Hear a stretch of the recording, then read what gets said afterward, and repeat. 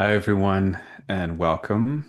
Um, Chris here with Sarah, and thanks for tuning in.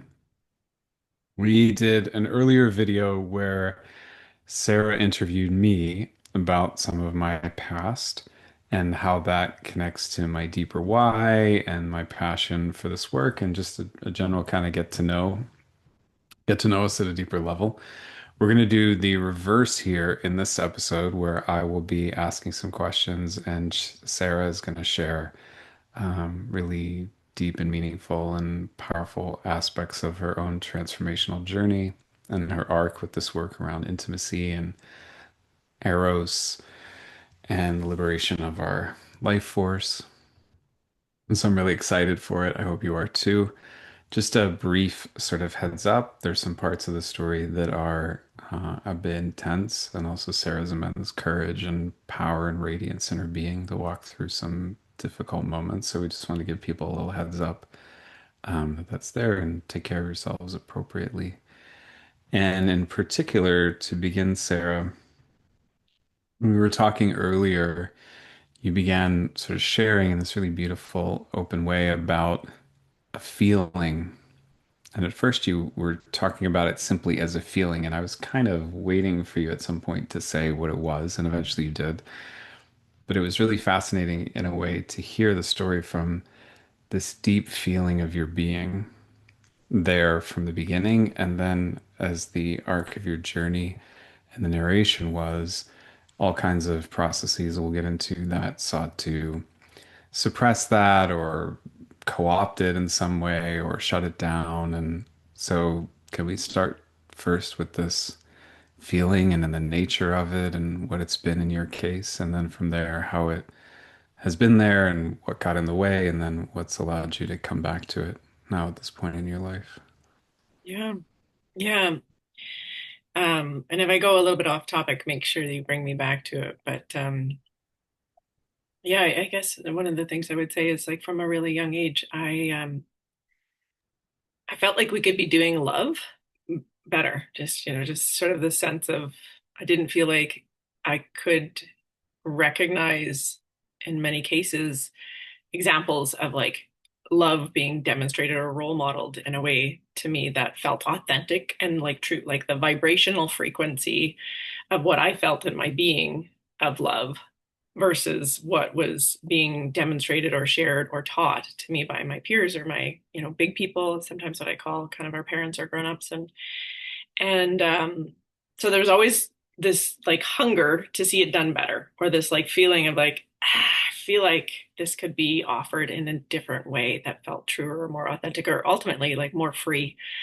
And yeah, so that led me to this whole journey that now is a big part of teaching, safety and intimacy because I felt like those that wasn't demonstrated, it wasn't something that was taught to me. Healthy boundaries were not in place in my childhood. Clear guidance around what the life force energy or sexual or erotic energy was. Shame, it was so heavily doled out in the place where I grew up. And I had quite liberal parents. I love comparing our childhood stories because they're so starkly different. I often say, Chris Chris grew up at the church and, had this experience of his childhood being directly related to that leadership that you talk about in that story. And if I was to say that I grew up with a church, it was like the church of sex, drugs, and rock and roll because of the era that I grew up in, the people that were my big people, and the environment was a really small town. And so to go kind of like early on, my parents moved from Ontario to British Columbia into a valley which was very close to what we would call like a commune. Like it was like a hippie commune kind of area of outside of a small town that I grew up in. And so it was not uncommon for people to be naked everywhere. Like anytime when people go to like a swimming pool or, if people wanted to get changed, like they would just get changed in front of other people. And so nudity was something that was like a part of my childhood and was not shamed. And getting to know other kids in this area that was like this commune area. It's called the Yelikum Valley. It was like, who are your siblings? It was like, well, this sibling is from like this parents, and then this sibling is from like these other parents. And so it was kind of like, oh, it's not just like two parents are the same parents for two kids or whichever. It was kind of like kids were from everywhere. It was a really sweet place to be exposed to, but very different than the rest of the world. And so then coming into, teen years or, even like adolescent years and realizing, oh, there isn't that much liberal experience around bodies, sexuality, connection, even conversations about sex. And then being shamed for that, right? Where I was just like, I'd just get naked, or I would just be experiencing something and speaking about it. And that was so counterculture or so uncomfortable for people because they weren't adequately prepared for that. They didn't have that experience around it.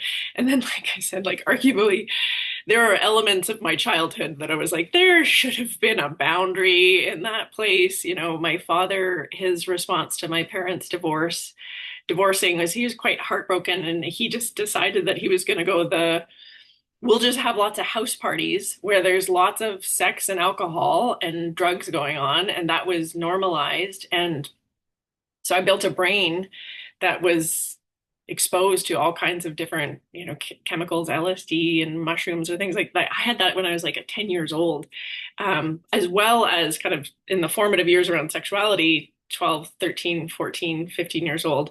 There were men in the house that were predators that were there as friends of my father, but we were drinking alcohol. They were all drinking alcohol. You can see kind of how this starts to go in the direction of like, people don't necessarily know what to do with those sexual life forces. And if they've been repressed for whatever reason, and then now all of a sudden we drinking alcohol, boundaries change. So there was a number of experiences now that I know are molestation. At the time, I just thought it was normal. I didn't quite know how to understand what was happening to me, but like many people that would get to a point where they talk about their survival story or their story of where they start to kind of reconcile what happens with molestation and sexual experiences that are before you're ready for them or before you're inviting them to be something that's happening in a consensual way. There was a really confusing experience, which was the part of me that was curious about them and longing to have them, but didn't understand what they were, and also knew that I was terrible or bad and wrong in some way for having them or wanting them, or even, speaking about it to other people. So that space of confusion around like, wait, I have this impulse in me. I have this belief that my body is pure and innocent, and it's like longing for connection in some way. And then to be met with like, yes, we want that, but no, that's also wrong. We don't talk about that. We don't, you don't behave like that. And Chris and I have spoken about this too, but I grew up in a really small town. So it was quite quickly turned into slut shaming. Like it quite quickly turned into a reputation of, you getting socially ostracized, or this experience of being allocated to like the word slut, just the root of it. It just means dirty. And so it was this place of, oh, sex is dirty, or I am dirty if I want to have this experience. And objectified, highly, highly objectified, is like women were there to be commented upon.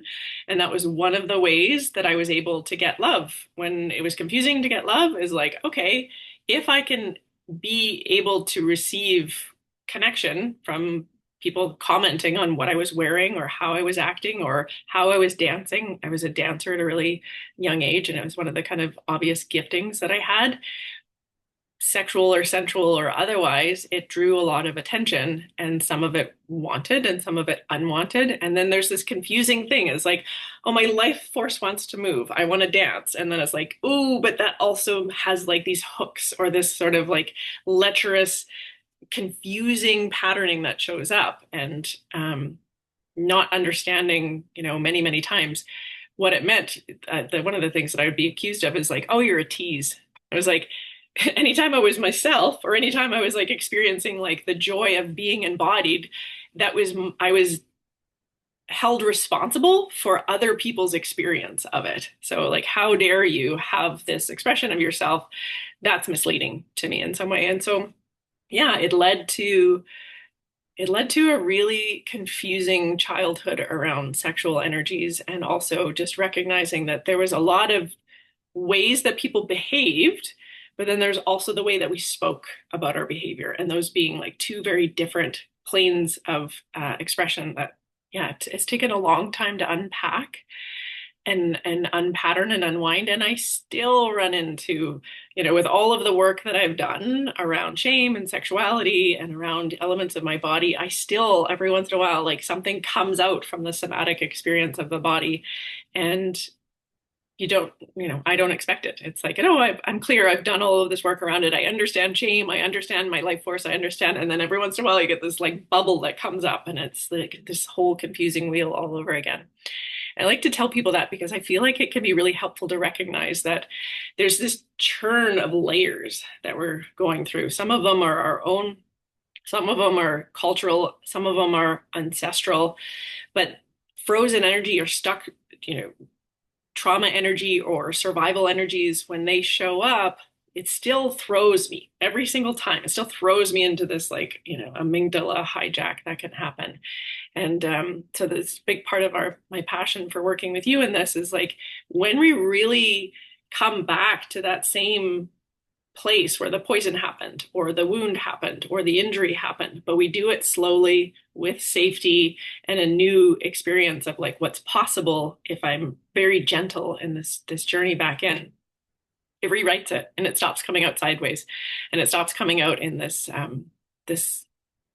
repressive wound that much of humanity is in right now. And we'll talk more about that as we go deeper into the interview. But yeah, that was a big part of the childhood parts for me.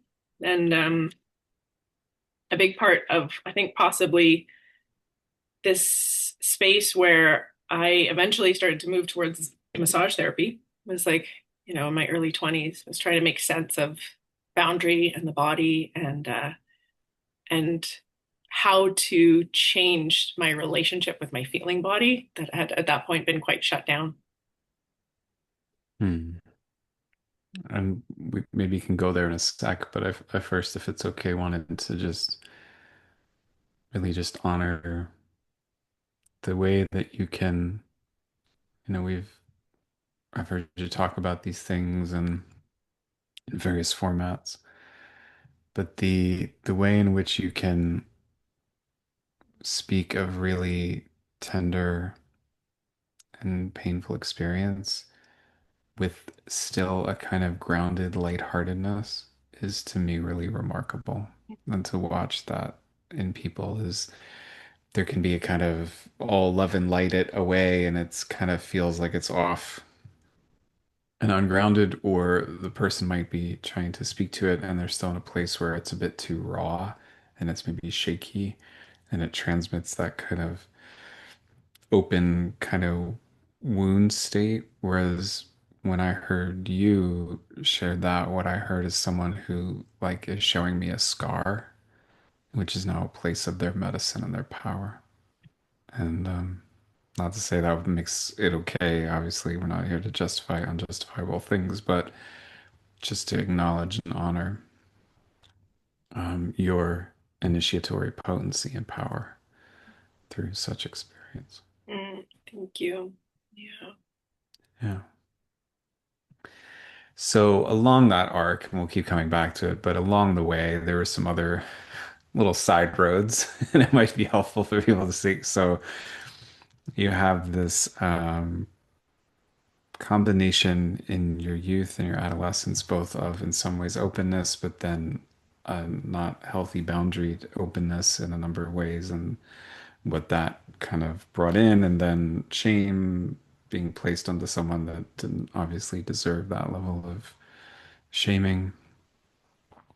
And so as you're starting to then go into sort of your 20s and your time in massage and your time running businesses and your process. I'd be curious, to hear more about how you're dealing with this movement of life force, particularly in and through and as a woman and female bodily form with a lot of strong energy, as we would say, to yin. to receptivity in a world that's, as you said, either was kind of seeking to exploit or take, but then also shame and judge and repress, and the mixed messaging of that. So, how did that start to play out into your young adult years? And Yeah. The yin part in particular will make a lot more sense as we get closer to like the adult part of my story.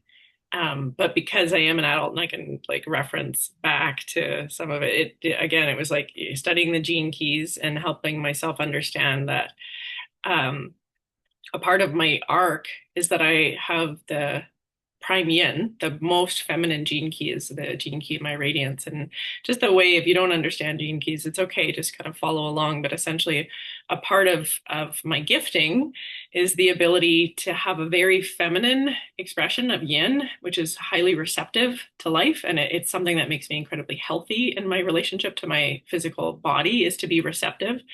And and then the pairing partner to that, or the other kind of part of it that's also connected to my body, is the yang part. I have a really masculine, strong sense of agency, strong sense of leadership, strong sense of moving towards a protection and provision way of existing in the world.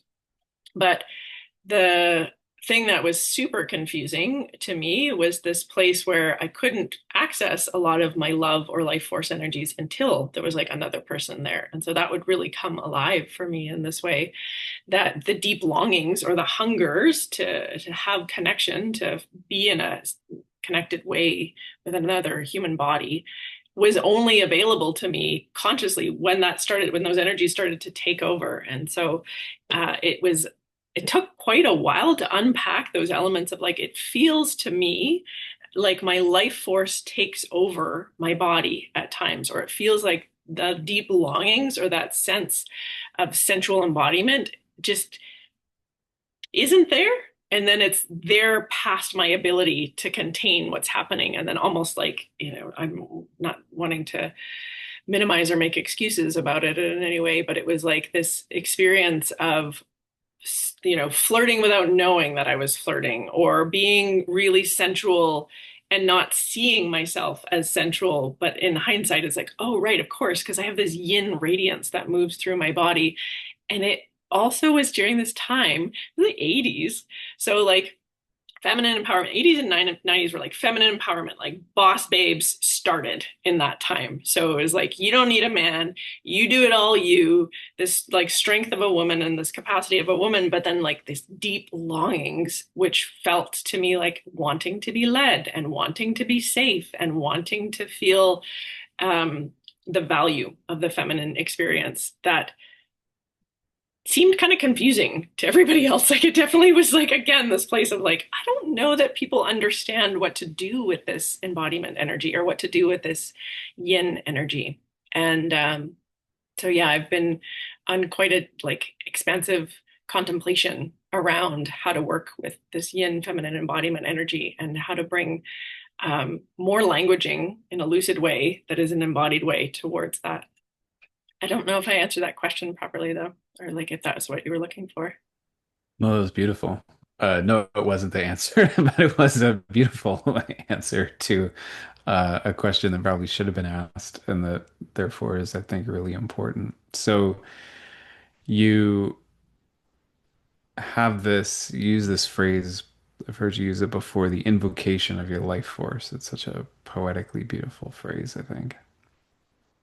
And you were describing there its sensual tendencies and its eros laden tendencies and some of the impulses from it. And yet, as you said, there was mixed messaging.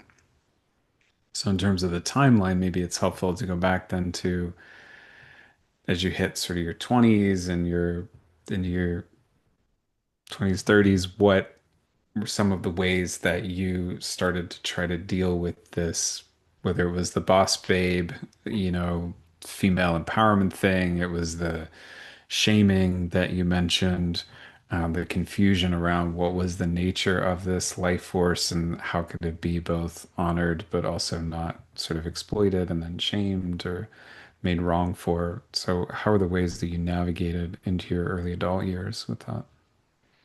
Yeah, I think the outcome of slut shaming and the confusion of the environment to me led me to think that if I swung as far as possible in the other direction, that I would be safe.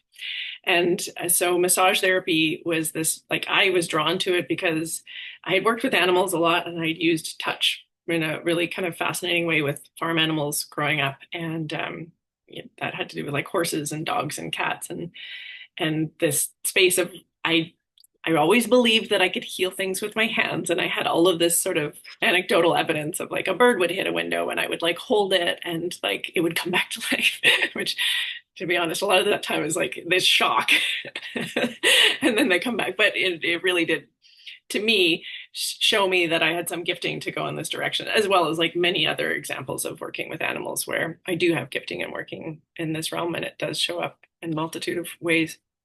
But when I discovered massage therapy, there was a few reasons for it. Number one, I was told quite often in my childhood, well, you're not that smart, but you're really, or yeah, you're not that smart, but you're really pretty. So you should probably do something like acting or, something that you can rely on your looks for, which offended me so much that I was like, no, I'm going to go into something that doesn't require me to objectify this thing that isn't a trait that I had anything to do with, you know, getting or working for sort of some of these elements that are also part of healing the feminine experience. But when I discovered massage therapy in British Columbia, it is an intense program. And I didn't know that it was such an intense program around neuroanatomy and anatomy and physiology of the body. And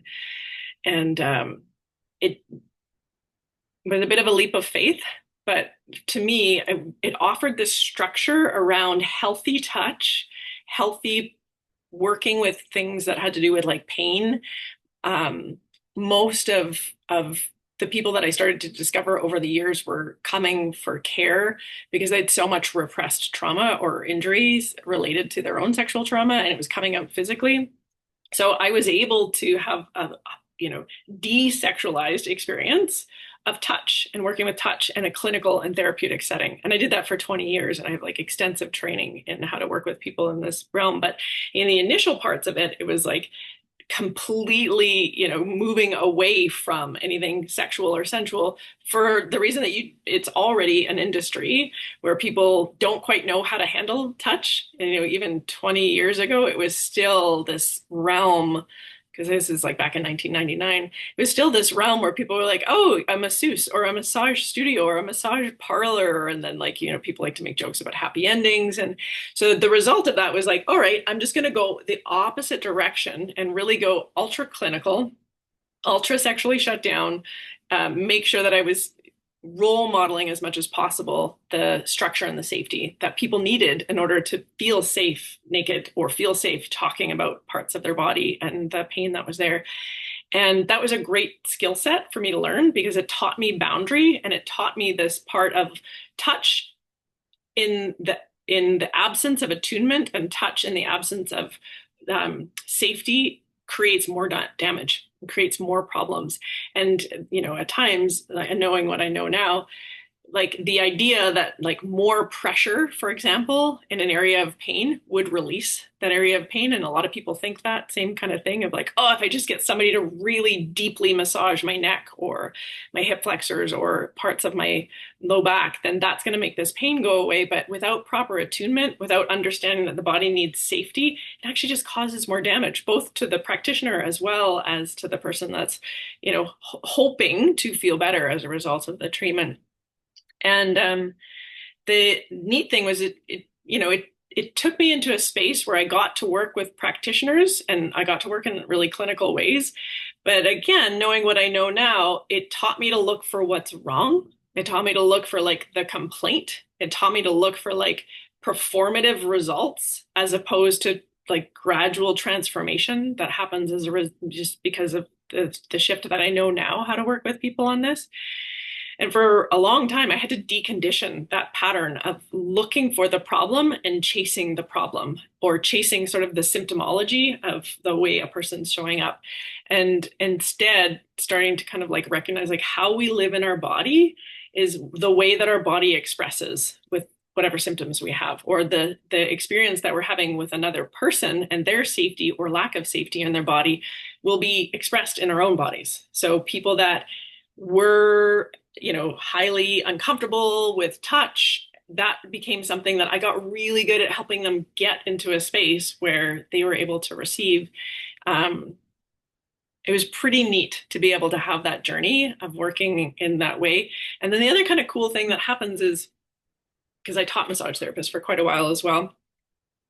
The other neat thing that happens, and I'd like to teach people about this, is people come to you, kind of half of the reason that they come to you to work with you for their pain has to do with their pain, and it has to do with like their physical symptoms. But actually, half or even more, I would argue, is like, do they feel safe with you? Do they feel like they can open up with you? Do they feel like they're able to connect with you in a way that hasn't felt safe before? That's the thing that keeps people coming back, is that place of like, oh, I can talk to this woman. And over the course of 20 years, thousands and thousands of people have been on my table naked talking to me about their deepest fears, their pain and their insecurities, their reason that they're suffering. And so it's led to this whole body of knowledge, of understanding a lot of the things that we think are our problems are not. They're just the things that we've been endorsed to say, oh, this is allowed to be a problem, and we're allowed to seek care for this. But some of these deeper layers that are underneath here that are actually the body trying to speak, they became this language that I now speak. And it's been really a sweet space in my life to start helping people understand that deeper languaging of their body and what's there and what's trying to come through. And yeah, I also had this interesting time where massage therapy led me to need to do and be curious about yoga. And I thought, like, well, I've got all this anatomy background, I've got all of this understanding of the body. So obviously, I should be teaching movement. And there's a whole spiritual side of the yoga philosophy, which was something that I needed at the time. But it was like the height of spiritual bypassing for me in my life was just this place of like, if I just do yoga the way that men had been teaching hatha yoga or meditation, or where I was able to like do enough detoxes or do enough kind of like of a fitness regime combined with my breath work, combined with like all of these ways that I now recognize them as like masculinization of the feminine embodiment experience, and trying to correct elements or regulate elements of my body so that I could perform at a high level, so that I could see 8 patients a day, so that I could run a multidisciplinary business at the same time. And all of this culminated in this really kind of like, okay, I'm going to start hosting retreats out of our event center. And some of the retreats were tantra retreats. Some of the retreats were wine and yoga retreats. Some of the retreats were, a variety of different spiritual retreats. But you really got to see this same theme of people that are searching to understand what this desire nature of their body is. And it's, if I run away from my life in the retreat business, it was like, if I run away from my life and I spend a lot of, mostly it's women that come to the retreats. There was, 80% women, 20% men. Women would come to these retreats, and it was like, how do I escape my husband, my family, the expectations of my career, like all of these elements, because I just want to come back to restore myself. I just want to come back to like being able to feel my body, being able to feel safe in my body, being able to prioritize my own well-being. And so they would allocate one weekend a year and like essentially like live for that day, one week in a year that they got to come and do retreats with us. And I really started to hit home of like, wow, this is like culturally conditioned into us that there's a sanctioned space for well-being, or there's a sanctioned space for feeling and prioritizing your body and connection to yourself and nature. And to me, that just was like unacceptable. And so it's like now led into these other, elements that we'll talk about more. But that was around, mid-30s, around that timeline. So when you saw this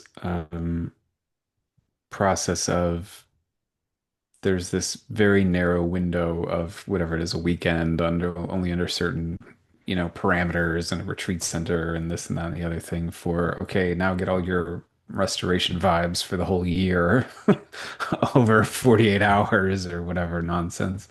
Um, and then you said, that was you came to a realization that that was sort of deeply unacceptable for you. Where did that unacceptable clarity, where did that then move for you? Know if I realized it was unacceptable at that point. I was just Mm, heartbroken about it. I just thought, wow, this is mm, really sad to me.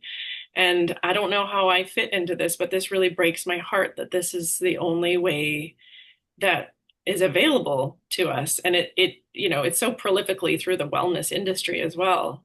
This idea of the way that we're able to be in our body, that it was quite a lot of loneliness in that experience. And having the imprint that wasn't enough, or the blueprint around my operating system that it wasn't enough, but also not knowing what the next one was. And I think that that's a really common theme of women that I work with, and this comes up in thematically with when you and I work with women as well, is this place of, I know that I have this complaint or this trauma or this pain and this exhaustion or this experience in my body, but I have to have it because I don't know what else there is. I don't know what else is available. And so it really, I think it took me on a journey more than it gave me an answer during that time. Um, that was around the time that I became a mother, which is his own kind of like initiation and journey around what that means to be, because your relationship to your body changes so much sexually when you're a mother. I mean, there's the whole strange experience of intimacy being something that is one way, and then you're wanting it to be for having a child, and so then it changes sort of just like productive thing of like, okay, now we want intimacy to get an outcome, and then there's this strange experience of not understanding your body anymore, and then this really strange experience of like caring for a new baby, and what does that mean in my relationship to my body when it's changing so much, as well as my relationship um, to my partner, and how that starts to shift. But what I think a lot of people had that similar journey. But what was really impactful for me was my son is on the autism spectrum, and I had all of this nervous system knowledge or understanding of how to work with regulation and dysregulation and elements of connection. But I didn't know how to use it in like for a child. I didn't know how to work with these parts of now being the mother of an autistic son.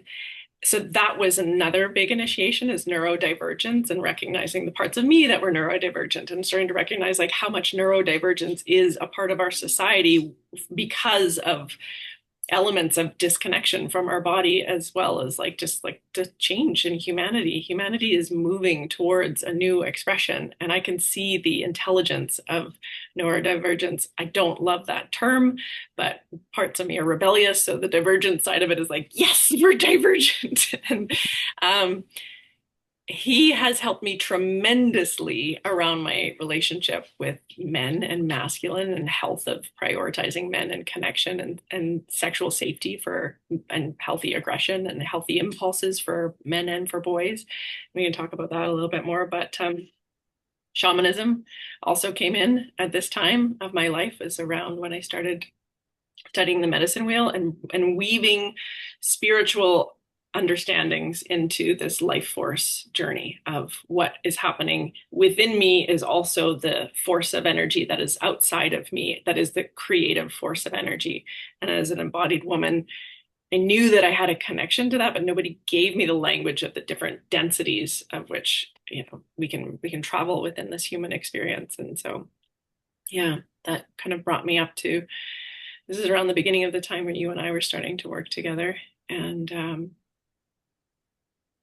yeah, the element of working with shamanism and the culture of shamanic medicine or earth medicine has brought me into circle with women now for 4 years in a row, where groups of women are coming with sexual trauma and experiences where they're seeking to understand, like, where's my relationship with my soul and sexual trauma and the environment that I live in, and how is nature and the environment that I live in participating in this like healing of this wounding, and this healing of this wounding in particular around medicine women, some of the patriarchal challenges that have happened with women in their medicine body or their wisdom body, and embodying that, and how at times that was like, it might mean that you're burned, or it might mean that you're called a witch or a number of different kind of things of women when they are attuned to their magic can be super scary if you don't understand what's happening. And so it's been so empowering to work with women coming into that initiation of what it means to be an embodied medicine woman as well. Hmm. I really appreciate the arc you shared there of, you were mentioning like forms of yogic practice that were very sort of masculinized, for lack of a better word, um, in their expression and even meditation processes or breath work, and certainly you name the kind of scientific and a certain kind of structured form of your work in neuroanatomy and massage. Would now be a good time to talk about how you came eventually around to recognize the value inherent in that yang energy, if it could be contained and held differently. You talked, from your Gene Keys reading of the strong yin and the strong yang Mhm. in your chart. Would that be a good time Yeah. for that now, or are there some other pieces that we need to get to first before we go there? No, I think it's a really important part because it changed everything for me. It really was this place of feeling for a long time like the imprint that I was handed had a victim-y theme to it. It had sort of this like disempowered flavor to it, but also not knowing what was the empowered expression of that? What is the um what's possible for an embodied feminine. But then it was like, not like that. Like we talked about this in the interview with you. It's like feminine can be like, well, you can kind of be sexy like this, but not like that. But you can kind of be empowered like this, but not like that. And it was such a confusing thing for me because I had this sensitivity to it combined with this like big energy moving through my body. But it wasn't until I had a really big heartbreak a couple of years back. And I started to get really curious about this place of like, why does this hurt my heart so much? I've been acting. I've been a good woman. I've been, following the role plays and the scripts of like all of the ways that I feel like I show up really well in relationship. I feel like I show up really well in community and in family. And in that, there was still this place of having strong intuitions, but then having them gaslit by cultural, no, it's you're not hearing that, or you're not seeing that, or you're not feeling that, but understanding that I was, and also feeling like my heart felt really vulnerable in that experience. Like I was trusting a man to know what I needed more, or I was trusting culture or patriarchy to know what was acceptable for me as a woman. And my heart was so displeased with me in this part of my journey. My heart had this strong sense of this isn't sustainable, but I didn't know what else was available. And so it wasn't until I got my own masculine sense of self online, which I just like to teach as containment. And it's the ability to see what environment is safe for me and what environment isn't. And if it isn't, ask more questions, get more information, get really clear on yourself, practice my own boundaries around limiting how much giving that I was putting out into a relationship or into my business or into my family, and starting to see I need us to hold back enough life force for myself that I can feel my own needs instead of prioritizing everybody else's needs. That pattern that women can have of like giving so much because we feel like we need to and because it feels good. This is this other side of it is like, I love being a generous person. I love loving people. It just comes out of me. So I don't feel like, oh, stop this thing that's coming out of me that feels so good. That doesn't make sense at the time. But when I started to recognize the places where it was like, but you did have an impulse there that was like, oh, hang on, like, is this wise? Is this person inviting this? Or, oh, hang on, there's like a mistruth going on here. You're feeling this thing and they're avoiding it in some way. And now you want to talk more about it, but now they're running away from it.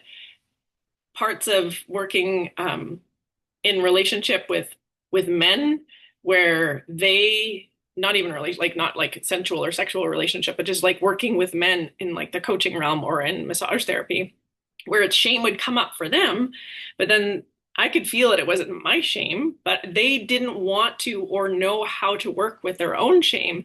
And for quite a while, I was merging with that, thinking it was my shame or that I needed to change my behavior or not feel. But really, what it was is they didn't know how to work with their own shame. So I started to get through this process of like my own container and understanding my own masculine, like, this is my lane. This is your lane. This is her lane, and we can all stay within ourselves. And that is a big growth part or a maturation part for women to come through is this place of like, if I have desires that are my responsibility and I am the only one that can truly speak to my desires, then I need to get clear on what are my desires and what are the conditioned desires that have been said that these ones are acceptable and these ones aren't.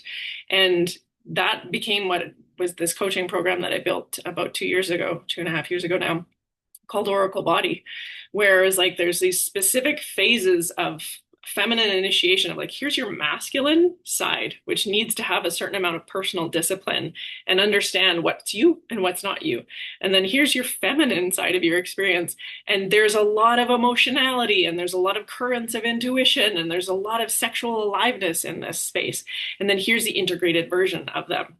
And I've had a handful of women come through this program, which has given me a lot of like opportunity to refine it and make it even better and even deeper.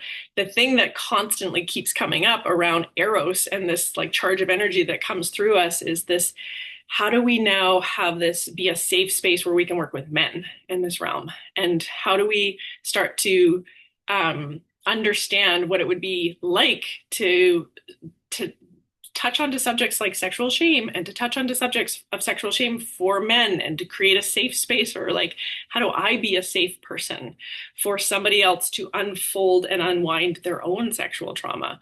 How do I be a safe person to role model pacing around that so that it can be their pace is their pace and my pace is my pace, and both of us can coexist within that. And that was a lot of the impulse of wanting to bring this program and this teaching together with you, was this place of there could this, like from the theme from the beginning that I've had in my life is like, oh, this intimacy thing could be done so much better. So much of it has to do with being able to evolve ourselves to a place where we recognize that there's a dignity in this charge of energy that's within us that has a sexual, creative, generative pulse within it. And that's not an evil thing within us. It's actually like the thing that brings us into form. Our parents had sex. That dance that they did was the same thing that called us into this life force form, where now if I work with that life force, if I start to work with channeling that life force towards something, it's a magnificent opportunity to rewrite a lot of that sexual trauma. So now that's been about a lot of this theme is like, how do I use erotic energy in a co-creative way with clear boundary, with appropriate action, that masculine side of like, what do we need to feel safe? Where is safety? Where is the space of clearly seeing what's happening? And then the pacing and the ability to hold like a generative and benevolent intent for a process to start to unfold. Hmm. Yeah, take a little water there. Let that all digest because that was potent. Um, so there's a couple ways. Thank you for that. And there's a couple. I wrote a couple notes down as you were speaking, and I'm kind of wondering if you want to. I'll give you some options and see which way you want to go with it. Yeah.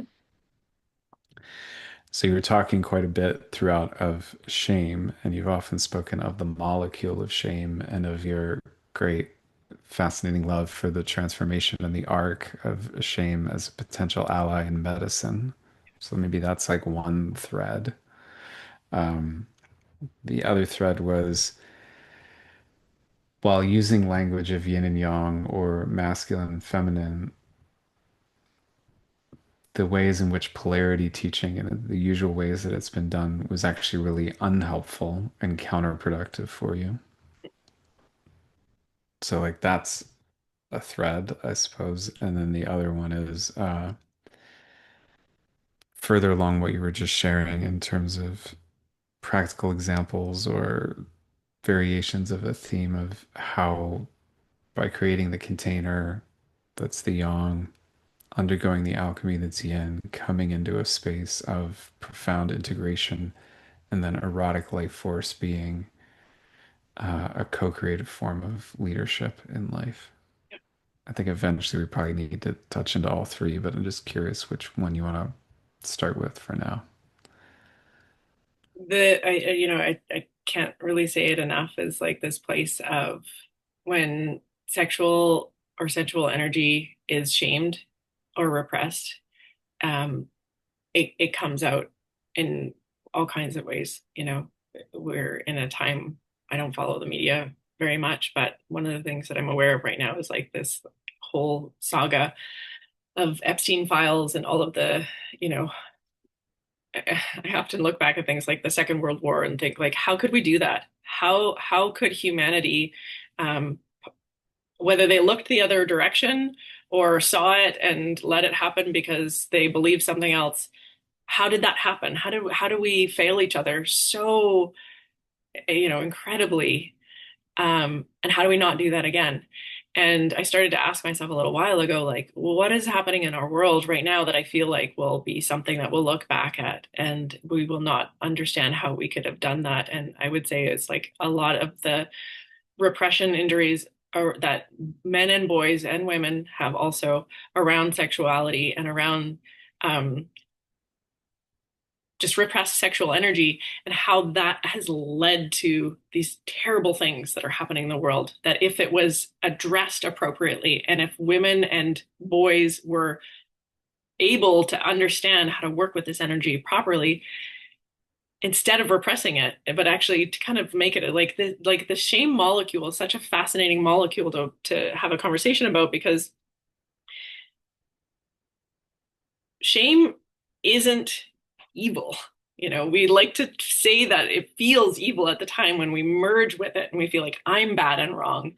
But the cool part about shame is like that's what we feel as like our connection to like other. If I'm feeling shame about something, I'm connected to what does this mean for somebody else? And so if I have sexual shame, it's like what does my sexual life force mean to somebody else? If you have a healthy relationship with that, then you're able to use that masculine agency of self to be like, hey, this is what's happening for me. This is what I'm noticing. This is me claiming it. This is me speaking to like, how this could be addressed appropriately without there being secrecy around it or manipulation or sort of tactics to get this met because we've been told, well, you can't meet it overtly, so you have to meet it covertly. And then it just shows up in these horrible, heinous ways that it's just heartbreaking. And I can't, I cannot believe that it's come to this point where we've got this much repression around sexuality in our society that could be, you know, through not a big change in the way that we look at it addressed. It could be addressed with it like subtle changes, not massive changes. But the first part is having conversations about it and normalizing talking about shame and sexual energy and normalizing that um, if we've been conditioned away from our desires, that it's our responsibility to come back to a place where we're recognizing what they are. And ultimately, they're never as bad as they seem. When they're inside and we're ashamed of them, they're never really that terrible when we start to understand them. And because you and I have like the sweet experience of being able to talk to people, over a course of years about these elements of sexual trauma. What's horrible for them is the experience of it's horrible when it's held in. It's a relief when it's like shared in a safe way between other people. And so shame is as an area of working with like the health of shame and the intention behind shame and how do we work with shame and when we make a mistake or we fumble in some way or shame just kind of comes up, how that can be. We didn't talks about this before of like oops as medicine, like oh this like thing happened and I'm so embarrassed. But like if I can share that with somebody, it becomes incredibly healing. If I can come at it with this place, because you're always teasing me about how I'm like able to make things light and fun. And it's like, well, because like I'm aware of how much lightness and the ability to have like fun with these elements of like our kink or our strangeness or like everybody's got this like weird and wild way about them.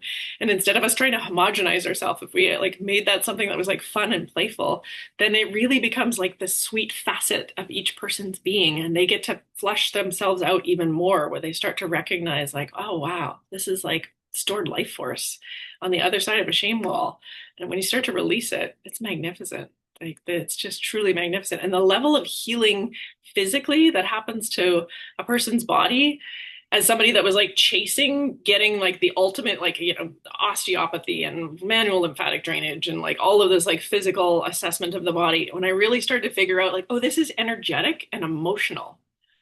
It's not like only alignment or trauma in the way that I was taught that it is. It's actually more often than not this stored life force energy around repression and repressed emotions. So when they start to move, the physical healing that I've been looking to create for people is something I get to observe in my life, every day now. And I just want to clarify that I do not tease you about your lightheartedness. Yeah. Is No. that is that I profoundly admire it, actually. Mm. Yeah. It and our way of working together, I love it because I know that my style is more to be in the state of equanimity and to communicate to folks when they're touching into tender things because of like we talked about in the last episode, like my priest training. It's like for me it's like the confessional, like it's going in the trap, it's never coming out. And so that ability to create quiet and stillness and equanimity and it's okay is really important, but it does also require the like, and it's lighthearted and there can be fun and play. Yeah. And I'm so grateful to you that you bring that in such a really, truly welcoming, I've seen it so many times, honoring way of, and what that does for people, especially, not exclusively, but especially, I can say all the words, but obviously I'm not in a female form. And so for it to come through and transmit through your being to others of a similar ilk, like it carries a different conveyance, it carries a different oomph. Yeah, thank you.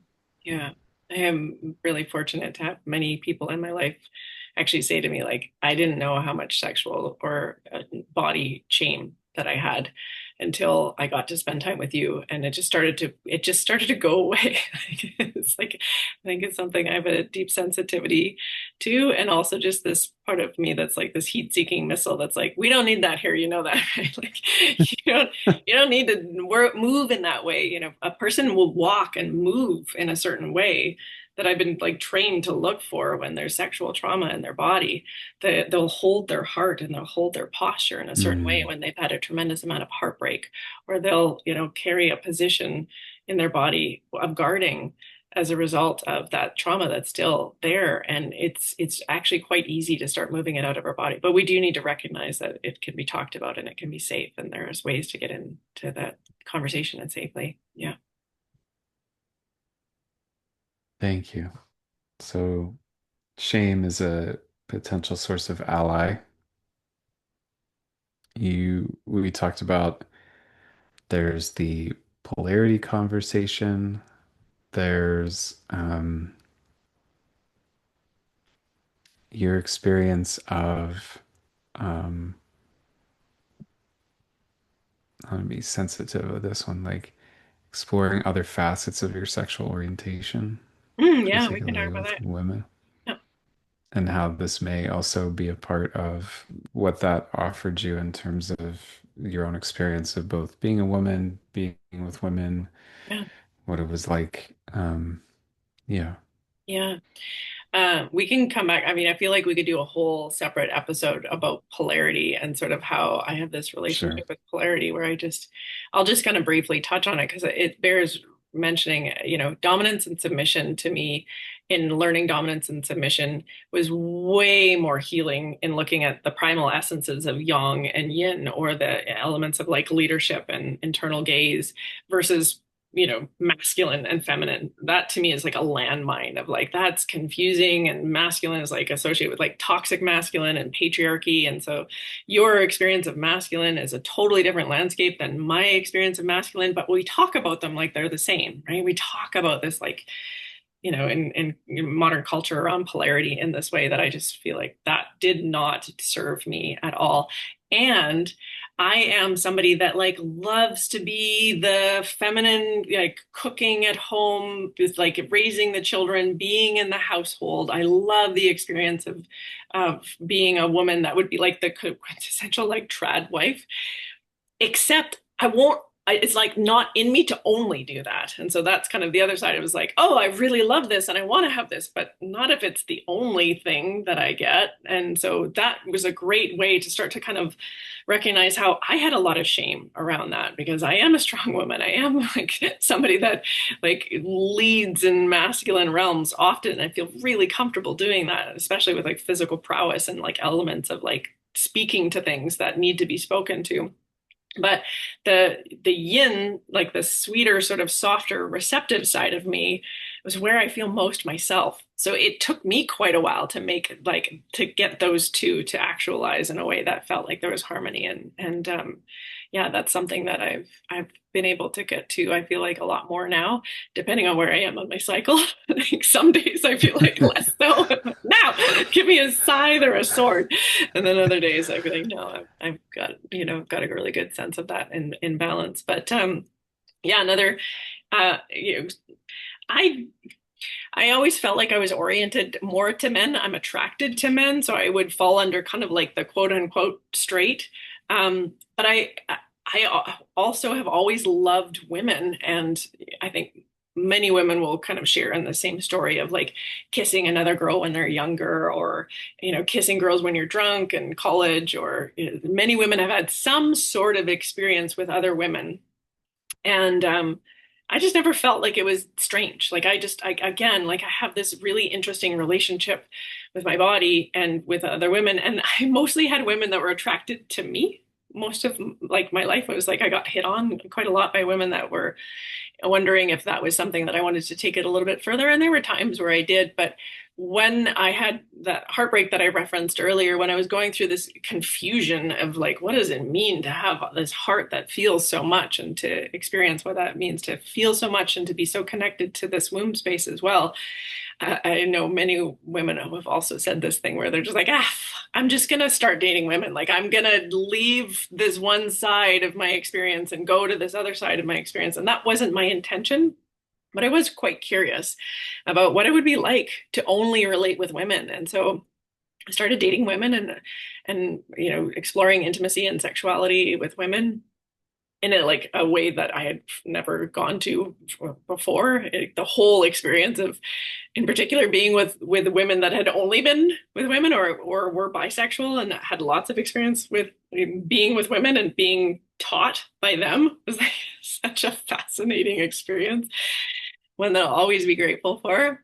But I think the thing that it brought me the most, that I've shared with you, and I've shared this on other in talks that I've done as well as in podcasts, that I didn't recognize how much when I was a woman receiving and being the yin, there was a part of me that was always still feeling a little bit bad about like if it was taking me a long time to get to orgasm, or if it was if I just wasn't really in the headspace for it, or this more tracking for like, are they having fun? Like, are they having a good time? Is their experience a positive experience? Is he going to come? It was very related to man's ejaculation in some way. And I didn't know that that was the case, because that was kind of the blueprint that I got. That's what pornography shows us. That's what a lot of people talk about, is like, we kiss, we make out, there's like some oral sex, and then there's penetration, and then it's sort of this race to get off, hopefully, before he does, which in my experience, like a lot of the time was, you know, it was short-lived. We'll just say it's short-lived. I'm just gonna take a step. And great, opportunities for men in times where they're like, it's okay. What is it called when the refractory time of like, in some cases, men can like be back in like a couple minutes. They're like, it's okay, we can keep going. And I was like, oh, good, because that was 5 minutes or whatever it was. So taking that part of the story of lovership off of the table was really kind of neat because it became more about connection, about exploration, about learning a woman's anatomy, which I felt like I should know because I have a woman's anatomy. But until you have your face right down there, I'm telling you, like, you don't know what it's like until you're all the way into the experience. And the thing that kept kind of surprising me was how time was not on my mind at all in that. And like the force of energy that came through me that was just like devoted to her pleasure and like whatever it was that was gonna light her up was like I was there for that. And it was super healing for me to be on the receiving side of the feminine experience of taking up space or, a woman coming into orgasm can take, 40 minutes to like hours, right? So if you have this agenda, which I didn't know that I had was like this agenda that was underneath, excuse me, that's a distraction from like really being able to feel what's going on. So a lot of our teaching, we've spoken about this quite a bit. There is no agenda. There's nowhere to get to. And if you can just start to transition to making it about like comfort, connection, co-regulation, reading each other, learning each other, being curious, being a safe space. I got a tickle. It changes everything. But I didn't know that before. I didn't have that imprint before. So it was really, really beautiful healing journey. Yeah. Thank you. And I was really struck in your sharing of that, and thank you for sharing the both the experience of how it was healing and transformative for you to be on the receiving and the yin side, to luxuriate, to own spaciousness, to allow time to become fluid, and for there to be no other agenda, no rush and outcome orientation on the one hand, and also the way that it transformed your sense of what it was to be in a state of being the devoted one and the giver in that space. Also, I heard um, transformation and sort of different levels of recognition and understanding in an embodied way out of that side of the experience. Yeah, yeah, Yeah. yeah, yeah, incredibly so. Yeah, to shift to not having an agenda in connection, to for intimacy to just be for, we've spoken about this at length in a variety of different ways, but those agendas sneak in. They sneak in easily for cultural conditioning and excuse me, we don't always even recognize that they're happening. So to transition to that being something that um, can be there, like, oh, I just like noticed that I was more worried about your pleasure than mine, or um, I realized that I actually only want this to be about me, and to be able to say, like, hey, friend, who's my intimate partner in this experience right now? I would just like to set up this expectation of like, I would like this to be all about me. Are you interested in participating in that way?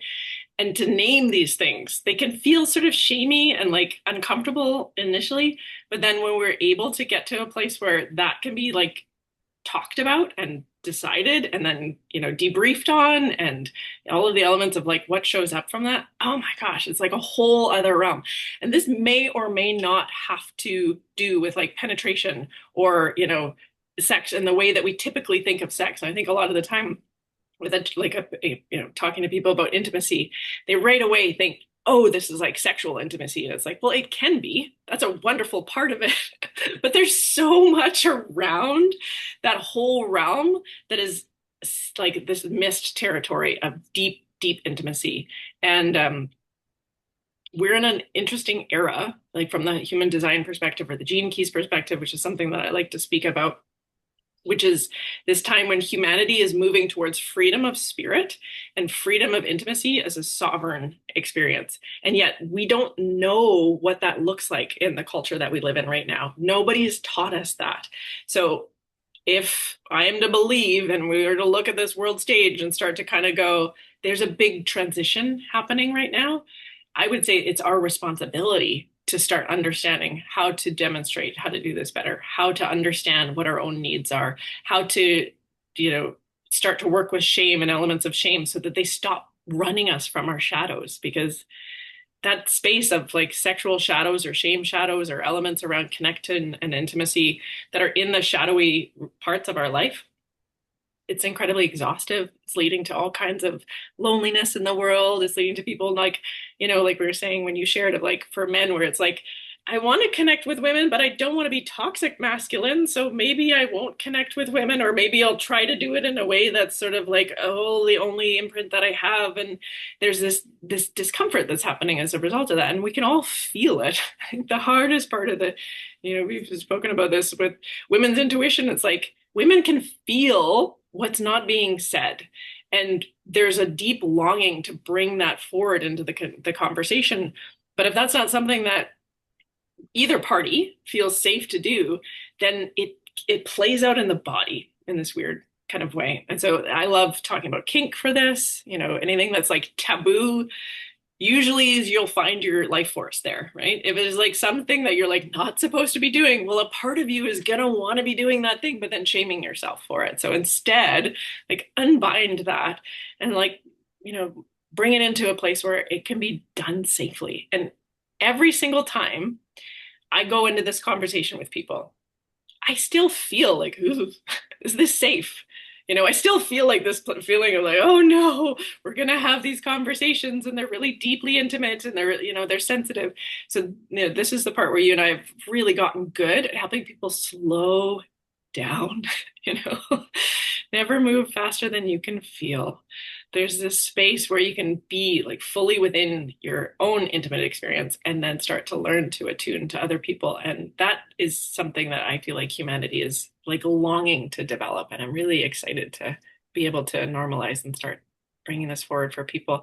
And I look at my life now and I think I was designed with all of these challenges, with all of these places where I got dropped or it was mismet or I had, this, traumatic or traumatizing experience to lead me to a place where I can start to recognize how it could be offered in a way that was empowering, that still like honored my heart and my heart's needs and my body's needs and my body's wisdom and my ability to know like what's safe, who's not safe, who's telling the truth, who's not telling the truth. Like, it all gets to be a part of that journey. So yeah. Thank you. Can I ask then, we started with this arc of the invocation of your life force and how it was apparent from the beginning and in various ways either was shamed or exploited, or then ways that you learn to try to bypass or repress and then eventually create containment for. Could you speak a bit about, as one who might have, we all have yin, but if someone has, say, a more disposition in that regard erotically, or at least more often, there was the healing elements you named and the coming into a sense of your intuition and coming home. What has been the learning for you in terms of the outward manifestation and the potency of this other form of, like, the power really of embodied life force in this uniquely yin way? Is that clear what I'm asking, or do I need to restate it? Yeah, maybe I get you to say it like as a question. Yeah. What have you learned? You named some of the internal changes that happened to you as a result of coming into deeper alignment with this part of your being. What has been the outward dynamics and manifestations and reflections and uh, feedback you've received and impacts that you've seen as a consequence of this energy flowing more through your being.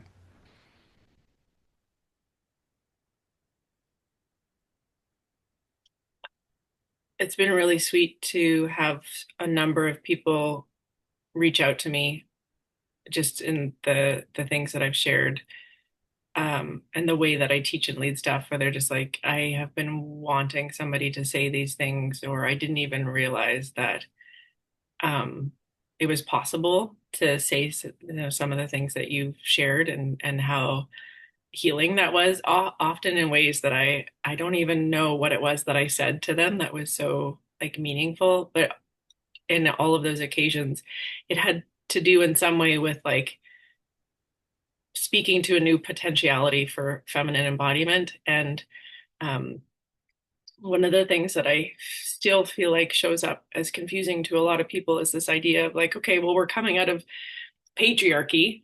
And so then, the trend should be that we go towards matriarchy. And um, I would say that that's actually not the direction. It's that there's an opportunity for us to be synarchical, that no one person needs to be in charge.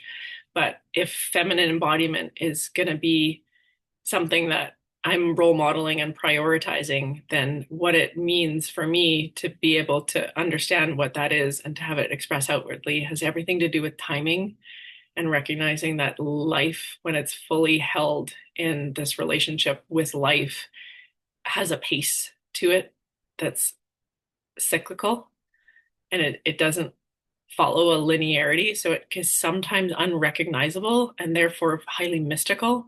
And I actually feel like a lot of what is manifesting in my life now has to do with sexuality being something that I'm able to erotically rewrite the higher essences of my being. That is my soul. That is the soul force that's coming into me more so. And when you see somebody that's like, ensouled, we've talked about this word, like, when somebody's like fully got their dignity of their soul, you don't know what it is about them, but you want to be around them. You don't quite get what draws you towards them, but it feels really good.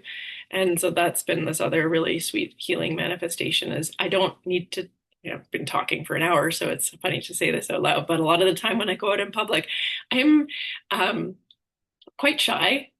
It's easy for me to speak and to jump up on a stage and do these things, but it's not something that I think that I need to do. It's just that if that's what's kind of invited, I'm comfortable with it. I feel comfortable moving in a multitude of different ways in the outer world.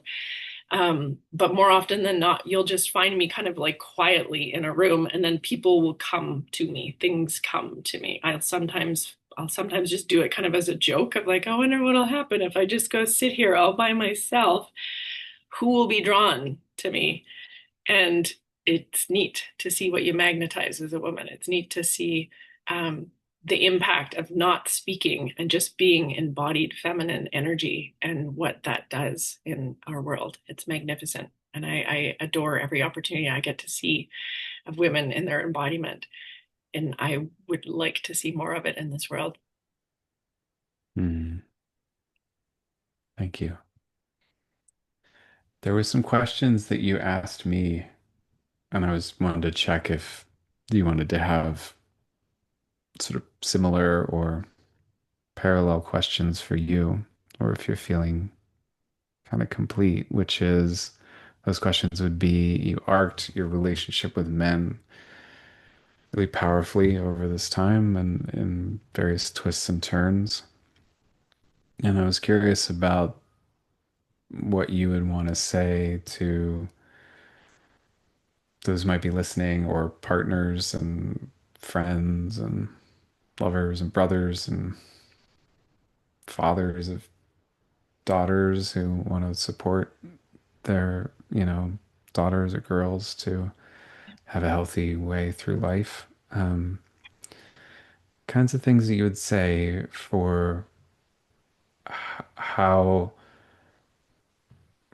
men could be or not or are not supportive to this invocation of the life force that you've been speaking so powerfully to throughout our time here. Would Yeah, that be okay question to oh, I'd ask? love to. Thanks for bringing that back. It's I think the thing that I would say to men in particular is women are designed to be a lot. Women are designed to be too much, and that expression of you're a lot or you're too much or um, turn that down or some of the expressions of if it makes you uncomfortable, if a woman's really emotional or if she's really sexual or if she's beyond what feels safe for you, that's your responsibility to go and figure that out for yourself and to say to somebody that they're too much or that their energy is too big or it's really hurtful to women and to girls. And if you're a father of a daughter and you want to create a space for her to be fully herself, it's helping her recognize like how powerful she is and that that power that she has is confusing to people and that's not her fault or her responsibility, but that she does need to be mindful of like that element of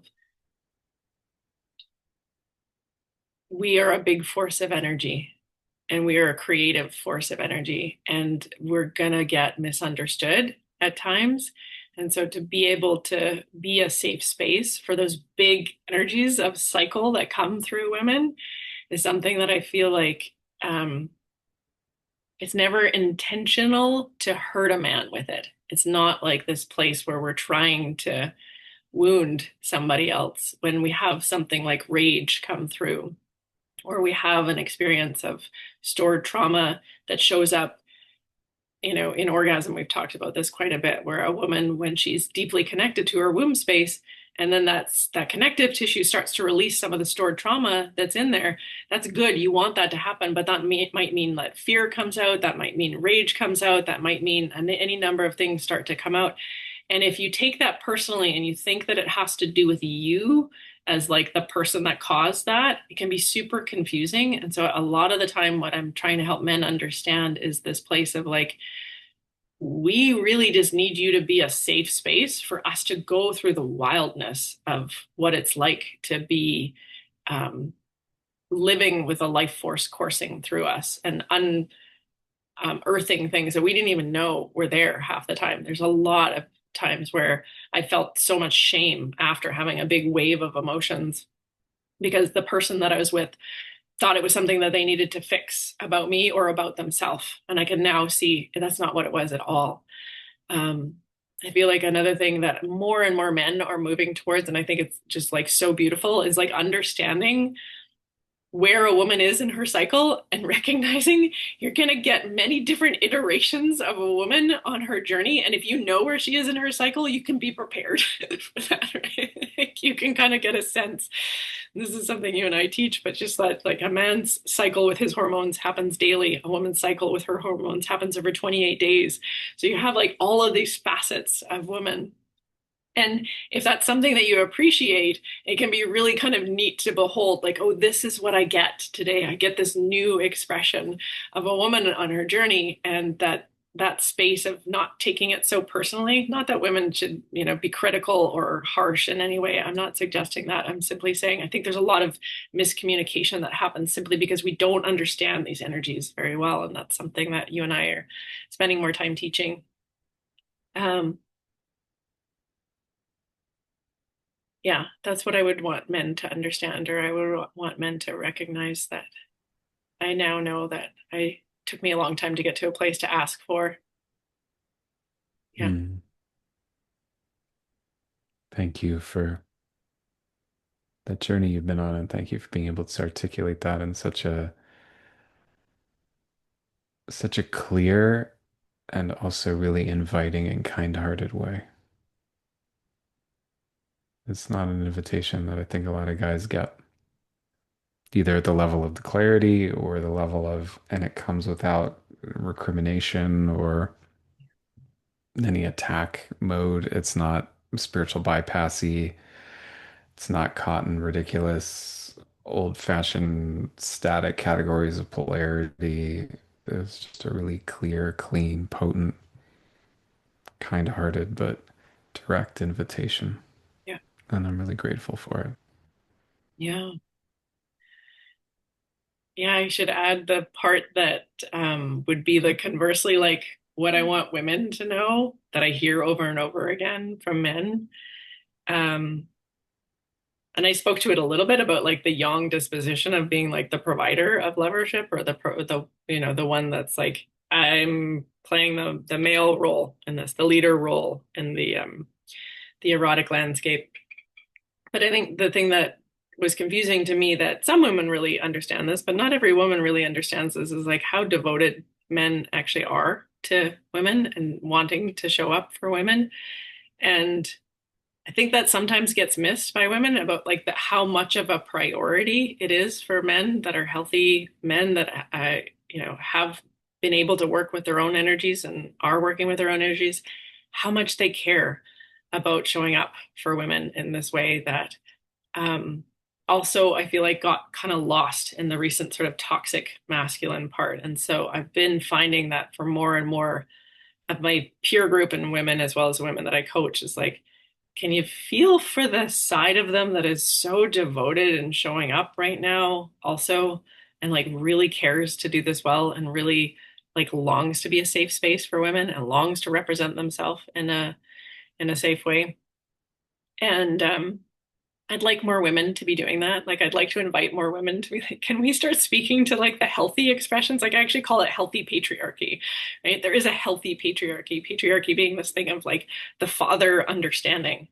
There is lots of really great examples of how this can be done well. And it's like we're only speaking to the what needs to be changed. Yes, there's this portion of society that is toxic, but we also have that within ourselves, even when we're women. It's not just only in men. And so the more we can get honest with the self-intimacy side and the recognition that there's a sweetness behind each person, if we go slow enough and start to attune to it, each person is really kind and sweet within them.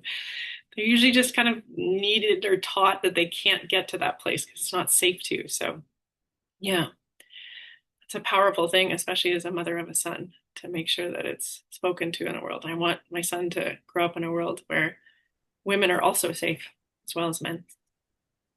Mm. Is there any, thank you so much. Just so much luminosity as always in what you share. And I just really invite people to listen a couple times through because you've hidden like so many nuggets. I've tried to point out a few here or there, but there are so many that I think are laid out here. So times through would be good for hearing things each time. It's like, oh, hearing that anew, or yeah. Are there any last pieces that feel important for you that you'd like to share for completion? And I feel like if it speaks to anybody that they want to move in this way, just to reach out to us. If you've gotten this far into listening, there's clearly some interest in some way. And I think by now you could probably figure out Chris and I are pretty kind, professional individuals that really just deeply care about offering another way for people to start to orient to their embodied soul being a sexual experience or a sensual experience or a life force, however you want to describe it. Um,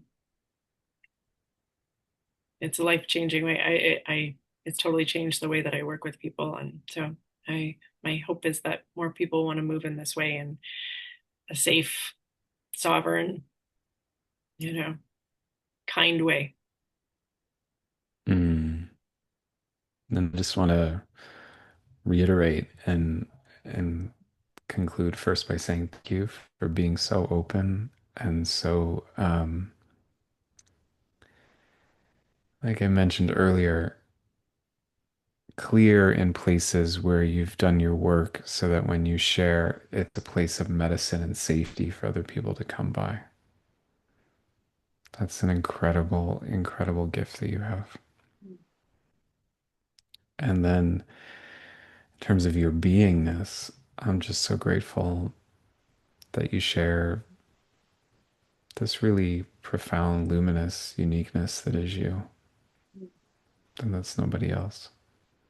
And you just, yeah, I'm really grateful. Thank you. Yeah, me too. And we love to share a space where other people get to feel safe. So we can, if it feels safe for them, witness in safe ways. Everybody is a really unique ray of light in this world. And you, both of us in our ways, and you especially, Sarah, have this just amazing permission field that you give people to play and just to shine and just to be beheld and told how beautiful they are. Thank you. Yeah. Yeah. Mhm. Thank you, everybody, for listening. Thank you, Sarah. And like Sarah said, if this conversation has spoken to you, please reach out to us and we're happy to dialogue. And wishing everybody so much joy and peace. Bye.